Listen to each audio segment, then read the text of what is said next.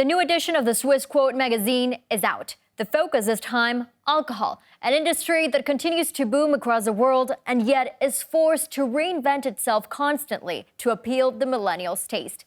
Ludovic, editor-in-chief, is here with us. And Ludovic, one point that especially dragged my attention from your magazine is that Switzerland holds a very particular world record in regards to beer, and such as having the most breweries per capita in the world, with a special focus on craft beers. So what are the big giants like Heineken, Corona, Budweiser implementing to keep up with this growing competition, as well as with the needs of the millennials, who today represent the largest living generation on Earth? As you said, the millennials now prefer local brands, more authentic products, and it's a clear trend. And it's the case in Switzerland with beers, but not only.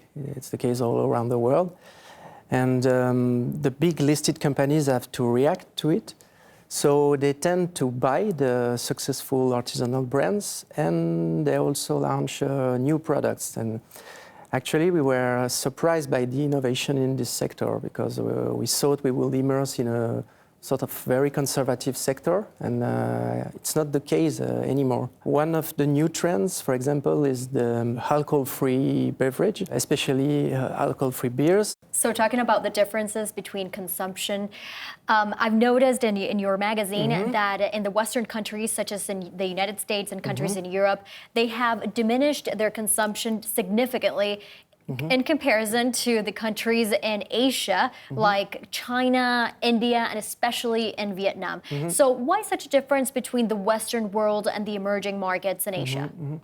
I think in Western countries, the slowdown of the consumption is mainly due to the health concerns and also new social norms, new habits. Europe and the US, they remain the biggest market, but they suffer from a negative growth. But on the contrary, in emerging countries, there is a big boom, and we see a real correlation between buying power and consumption of alcohol.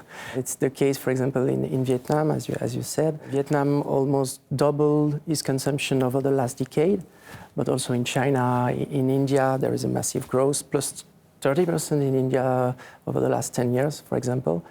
It's a big country, of course. And surprisingly, in your magazine, you have listed almost all the big names in there, the big players in the alcohol industry. So is the alcohol industry then a great sector to invest in?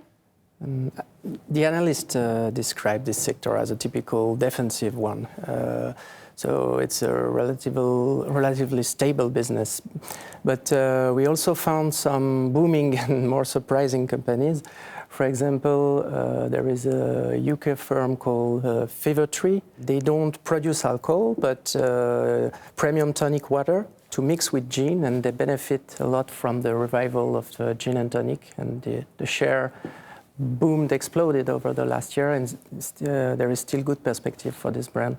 And there are also different companies. One company is called Boston Beers. This brand is producing hard seltzer. It is typically a sparkling water with alcohol. Like soda. Yeah, something strange, but there is a big hype in the US at the moment with this hard seltzer, especially among young people there. Okay, well, thank you so much, Ludovic, for coming. Thank you, Arianne.